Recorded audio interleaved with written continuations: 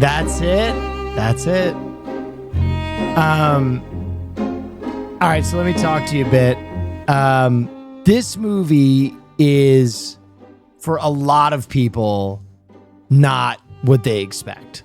It's not what they expect when they go into the film. It's not what they expect after 10 minutes of watching the film. It's not even what they expect when they're halfway through it. I think the first time people watch this movie, everybody expects that they're gonna get together. Like, you're just waiting. Like, you're looking at that clock and you're like, all right, there's an hour left. They're gonna get together. And you're like, okay, there's 40 minutes left. They're gonna get together now. All right, 30, final 30. They're gonna, okay, last scene. Here we go. Cambodia. Oh, fuck. And I think the first time you watch this movie, it can be really shocking. How bleak it kind of is. But I tried to prep y'all. This is a story about unrequited love. This is a story about longing. This is a story about two people whose lives cross and everything about them works. Everything inside them is screaming to be together, and they just can't put it together. And we have all been there. It's interesting. I think I remember some of my lost loves better than I do the ones that just kind of went well. I remember the ones that didn't go at all. Those are the ones that kind of really live with you. Okay, so some interesting things about this film that I think will enrich your experience. Wong Kar-wai doesn't work off scripts. I'm going to say that again. Wong Kar-wai does not work off scripts. Famously. Going into this movie, it was not finished. Apparently, he started filming this movie without an ending in mind. None of the dialogue planned. He just fucking vibe maxes, which is absolutely fucking deranged. It's deranged. The other thing is, he films a lot. He films a lot. Some directors are like, they go in there and they're like, give me one take and that's the take. This man goes in there and runs camera and has them do these scenes over and over and over again till he hits what he wants. And that's why all of his shit feels so lived in. Like, compared to other directors, his ability to have a film that feels lived in and earned and not acted at is because he's just, like, at a certain point, his talent is just living it. Like, he's done it so many fucking times. They have no script to run off of. He's just running camera and he's like, all right, here's what you're doing. And he nails that. And that's why if you watch Chungking Express, if you watch Fallen Angels, if you watch In the Mood for Love, they're vibe maxing. No one vibe maxes like this guy, even remotely. Like, he is the vibe master. The other thing is, just to put in perspective, this movie was so intense to make and took so long that his cinematographer quit halfway through. They were like, I have to go work on other projects. I have to go. So if you look, there's actually two separate cinematographers that are credited on this project. And it's because the first one was like, what are we doing? I thought this was a fucking love story. You're like shooting coverage for Transformers. What the fuck? But there's something amazing about that. Something amazing about that. Yeah, I'll just come out and say it. If you want to learn how to shoot physical intimacy without two people fucking one another, this is the guideline. I don't know how else to phrase that. I get more of like a flush in my face seeing some of the hand holding in this movie than I do watching full penetration in other films. It's incredible. It's absolutely incredible. Anyway, that's a little bit about Wong Kar-wai's style. Obviously, the fucking 50 chipaos in this, outrageous. The costuming, outrageous. Oh, last thing you need to know. This movie is set in 1960s Hong Kong, but Wong Kar could not find the street corners that he wanted because Hong Kong had changed so much since the 1960s. So apparently they had to I think they filmed it in Vietnam because he's like, I can't find the kind of Bangkok. There you go. He's like, I need a very specific type of rundown street corner and I'm not finding it. So he took his whole production from Hong Kong where it was set to another country. Because he's like, I need a very specific kind of old school Hong Kong. But Hong Kong's not giving it to me, which is awesome. He's kind of a maniac like that. So beyond his filmmaking style, we can talk about what this movie is about. Obviously, this movie is about affairs. And I think it's interesting to have the juxtaposition of kind of the two different kinds of affair that the two families are having. In that I think one affair is obviously very physical. I think their spouses are having a very physical, fuck fest. And the two main characters are having an emotional affair. And it's interesting which one ends up being the more palpable and intense and a lasting affair is the emotional one.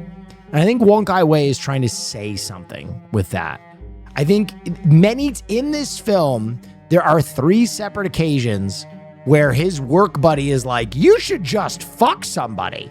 I would just fuck somebody. You should just rail that chick. And every time he's like, not everybody is the same. And I think this movie is about romance for romantics. And I think romantics in any relationship can feel kind of ostracized or left out. And there is this kind of idea of like outer course. The idea that you are finding yourself and passion and someone is riveted by you and they're entertained by you and they want to know about you and they want to exist in the same space as you. And so little of it is sexual, but everything about it is romantic. And I think this is that kind of relationship. Interestingly enough, this entire film is actually based on a Japanese short story. There is a Japanese short story where 2 people pass each other in a hallway and wordlessly they fall in love. And then they're so in love that they go back and kill themselves. That is the kind of launching place that he used to create this story. And it's really interesting. This song is actually used every time the 2 characters are thinking about one another, which I fucking love. There are all these scenes where they're like kind of almost together or they're looking at the same thing and they play this song, and this song kind of triggers that moment when they're like, I wonder what she's doing. Like, it's fantastic. Now, I mean, the actual nuts and bolts of the film, I tried to give you guys a little leg up because I saw a lot of people way off, way off about a third of the way through the movie. Basically, these two catch their significant others in a affair. He catches his wife because he goes to take her to dinner and she's not at work and she's already left, and he's like, oh, fuck.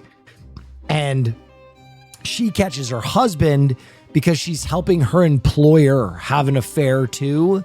And she starts to see parallels in the affair that she's helping her boss have and her own life. And she's like, wait a minute. Rin, thank you so much. I appreciate you.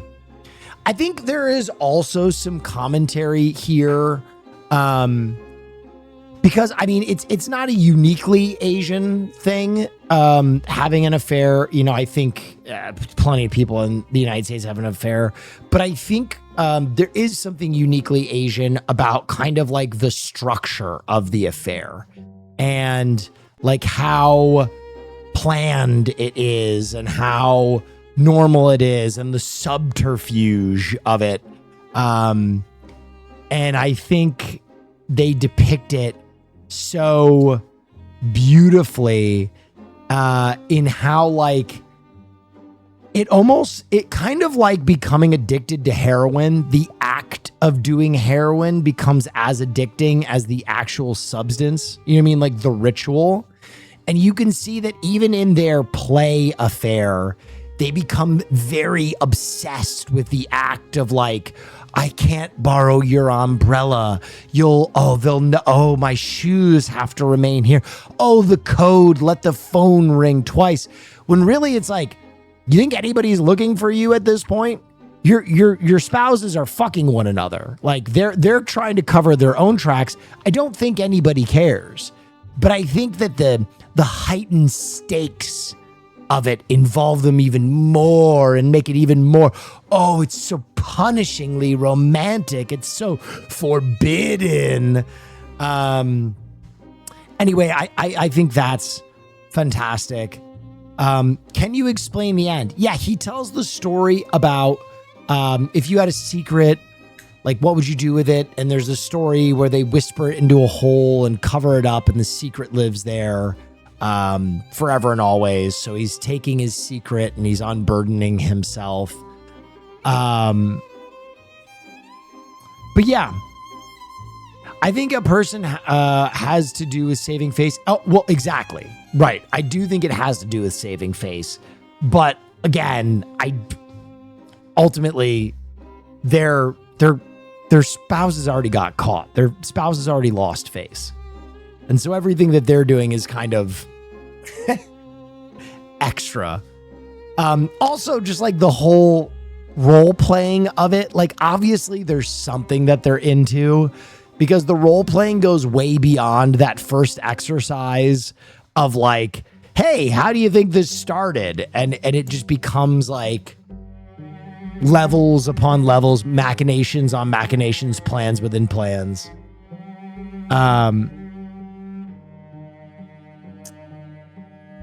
Is there a sequel to the film? Kind of, is what I will say.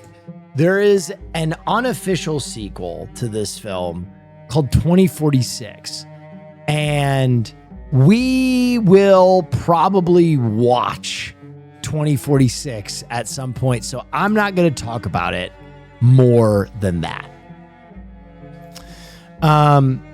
Why did the director almost exclusively have... Oh, shit, I lost your question. Why did the director almost exclusively have the scenes take place inside and at night? They're having an affair. No, I listen, I think that obviously my gut answer is part of it, right? I don't want to make it sound too simple. I think that's part of it. They have jobs, but also like, as I said, Wong Kar-wai, the director of this, is MrVibes.com / the swaggiest filmmaker you've ever fucking run into. And if if you've ever seen any of his movies, like he loves to make them so fucking drippy and night coated and cool. Like this is where he lives, man. Like he's the Tarantino of China, basically. You know what I mean? So that's his thing, is he lives in the night. Everything's got a little grit. Everything's got a little cigarette smoke on it.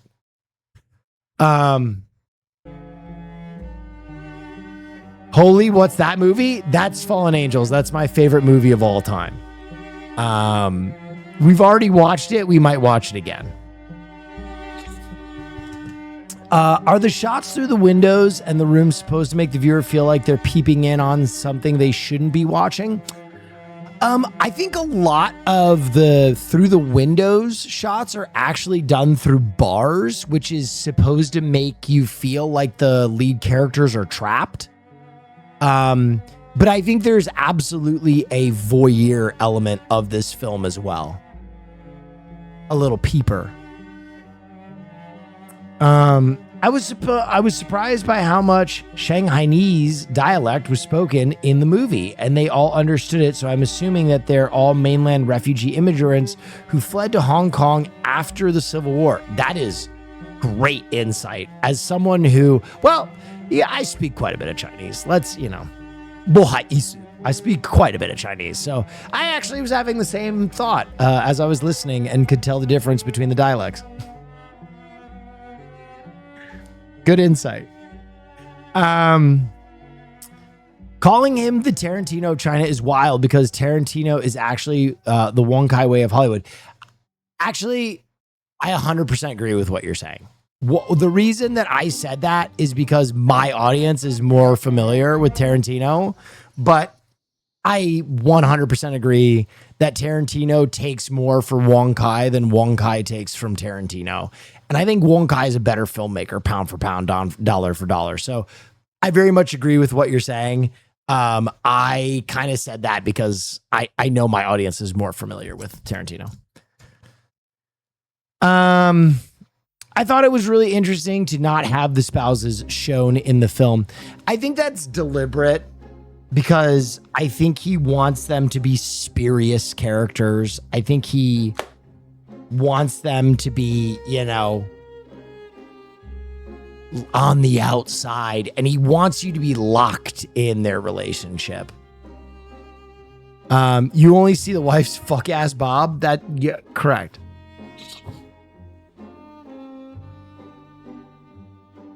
Have you seen the extended shot scene where they make out?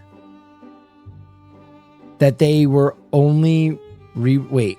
Have you seen the extended short scene where they make out that was only released in February? No. I've always heard that there is a mythic ending where they meet up in that last monastery in some cut of the movie. I've never seen it. But as I said, the very alternate cut in Cambodia. Yes. So as I said, the thing about this movie is he went in without a script.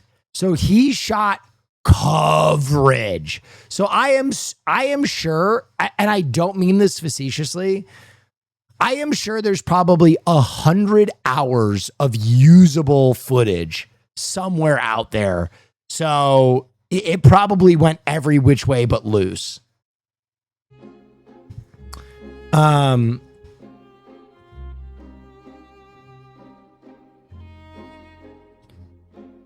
Did he dunk his neighbor the way Wemby dunks on Chet? Maybe? I don't know. Tough question. I feel like not showing the spouses is also to portray their distance from the characters. Correct. Very well done. Good insight. This movie was shown at Cannes 26 years ago. Today, was that intentional?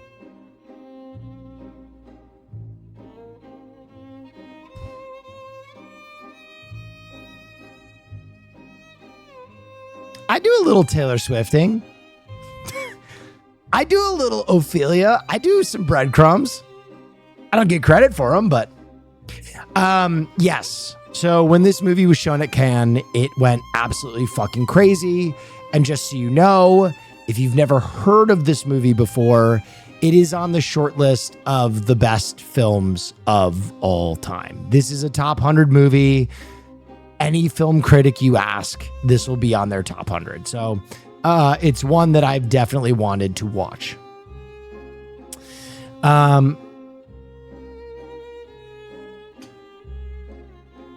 I think the shot where she says, "So what are we really doing here?" and the camera suddenly slides back from his back on the booth like he was just slammed into his whole body. Yeah. Also the one pan up from the tie where she's like, "My husband has the same one." And he's like, "Oh, interesting, because I got it overseas." And it like, very good. Very good. Do you think the change in color of her dresses throughout the movie signifies as a change in her freedom or expression of herself? McNew, I love color theory. I do. And I would be willing to accept any really good color theories. The one problem with that theory is there are 50 dresses. So whatever story they're telling with color, they're talking a lot. Like it's not like she wore a green dress in the first half and a red dress in the second half. You know what I mean? She went green, red, green, pulp, color, and blue. And this one is orange. And this one's got pattern. Lace, green, red, and lace. And so like, I'm just not good enough at color theory to follow everything that's happening there. I do think there are some very interesting color theories going on in this movie with him being green and she being red. Not so much what they wear, but their backgrounds. I do think that there's a lot of interesting color theory going on with green and red in this movie. If you want to go back and kind of... Color theory is amazing, though. I love color theory. What's with all the red in this film from the curtains? There you go. We were just talking about it.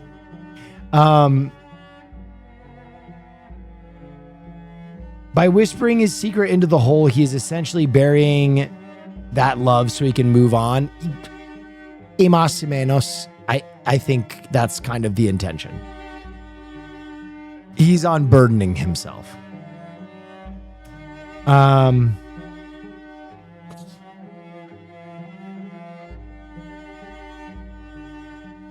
Film night. Did I miss it? Correct. Oh.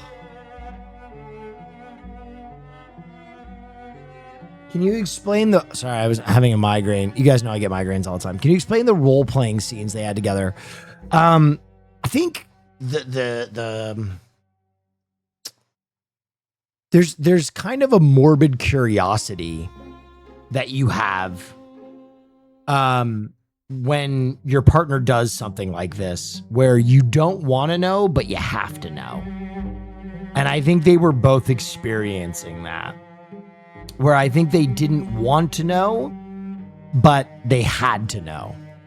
And then I think halfway through, they kind of fell in love, and they kind of were like having a little affair themselves, and they wanted to have those moments, and they were kind of looking for the perfect moments. Yeah.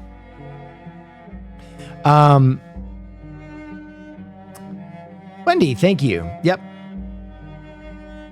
I don't think she was really in love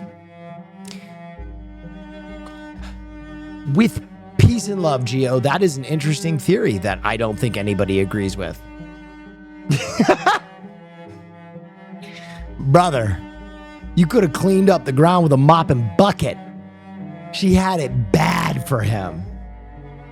That's the thing, though, is like neither of them really made the move.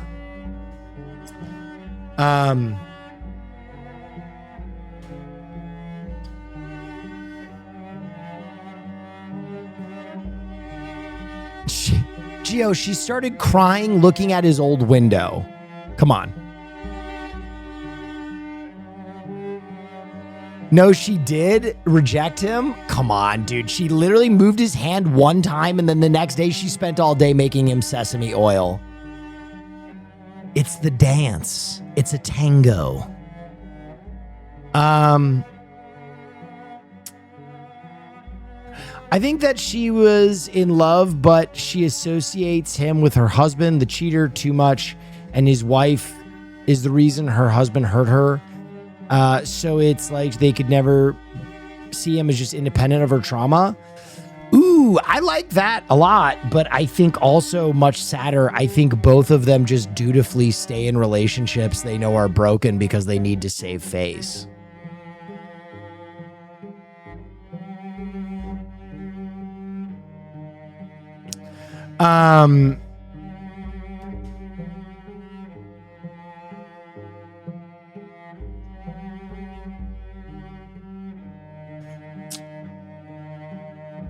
That's a good take, though. I think it's a combination of everything, right? I don't think that. Here's the amazing thing: when you're feeling something so intensely, right? Hollywood can put things in neat little boxes because it has to. And I think when Wong Kar-wai, when you understand he goes in without a script, right? These actors don't have a script they're working for. They're portraying raw emotion. They're creating this. They're hashing this out, right? And I think if you were to have an affair today, or you were to be cheated on today, you wouldn't be able to just sit down in 5 minutes and be like, well, here's how I feel. I feel that my relationship with my father is what created this relationship with my spouse, because I was always looking for approval and she gave me a lot of approval and I've noticed signs and I probably knew. Like, it doesn't come like that. It doesn't happen like that. It's just a rush of emotion and feeling. And you're, oh, but is this, did I do this? Did I push them away? No, but there was that one time you're trying to find your way through something that is complex. And so I think these characters are doing the same. They might not have a clear answer. If you could sit down with her in one of her beautiful kipaos and ask her, why didn't you fuck Tony? She might be like, I don't know. I should have. And now I got this fucking kid. You know what I mean? Like, so I think that if you are expecting for there to be these like solid reasons why everything happens in this slush of a romance, you're kind of missing the point. The point is being here emotionally, being here in this vibe, feeling the longing, right? And I think that's the really interesting thing about this movie is the plot is not that advanced. There's nothing like that. The subterfuge of this movie is not like 6 days of the fucking Condor. You know what I mean? You're not like unraveling a mystery. It's right there in the first 20 minutes. But what you do get is the feeling. It's when he is smoking that cigarette at the top of those stairs and she's at the bottom of those stairs with those fucking noodles and they're both wet and they both see each other wet. It's like in my chest, I can feel myself like, go grab her. But you know that like, even if you were in that situation, you couldn't. You know what I mean? Like, oh, God, I don't care. There's only the most beautiful woman I've ever seen soaking wet with a thing full of noodles. I don't give a fuck. That doesn't appeal to me at all. I'm a man of the mind. You know what I mean? You can feel it inside of him. You can feel that yearning. And I think that is like what this film does. Is there are so many films that make you feel icky. Ooh, icky. Ooh. There's so many films that make you feel scared. There's so many films that make you feel angry, but there are so few films that make you scratch at your neck because you feel like you have cat fever. You feel like you're in fucking heat. And it makes you sad also because you in your life have to control those same feelings all the time. And there's no medal for that.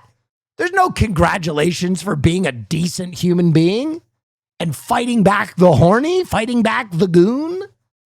And this movie does it so perfectly. They have every excuse. They have every excuse to lean into their impulses. They have every excuse to blow their life apart. And they don't. They stand firm. And so it's so intense. I think what's beautiful about this film, it's so normal to be confused in a relationship, and then a few years later, you will regret it so much and think of everything you could have exchanged or could have changed. It's a language we experience, but it's so hard to explain that feeling.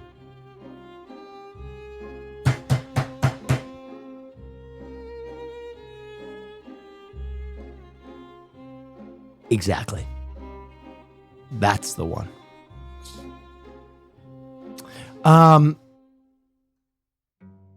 Anyway, I would say don't let your unrequited love be unrequited love. Don't let your questions remain questions. Always get answers, whether they be good ones or bad. But when you have those moments, when you have those flirtations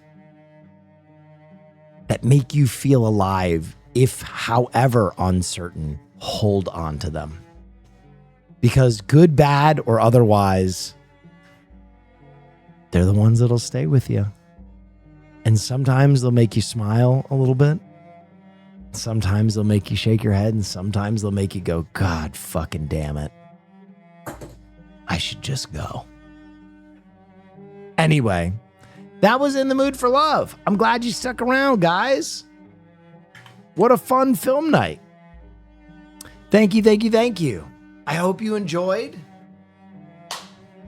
It is such a pleasure to be back with y'all and doing my normal streams. I'm sorry that I had things to do when I first got home from EDC, but now I'm back with you. I'm back. I'm back in the saddle again. I'm back. And man, does it feel good. Anyway, it's good to be back for film night. I hope that I broaden your horizons a little bit. We got some more streams this week. They're going to be great. I hope you show up. It's such a pleasure to be able to entertain you. I'm sending you over to Nesua. Please give him the same love and respect that you give me. Gosh, what else can I say? Stay dangerous. Oh, and I wrote a film treatment while I was at EDC one night. So I'll be working on that. Hopefully I'll have a full script for you guys soon. Anyway, stay dangerous, everybody. The boy's writing again. Have a wonderful evening. Give Ness my love and respect, and I'll see you tomorrow.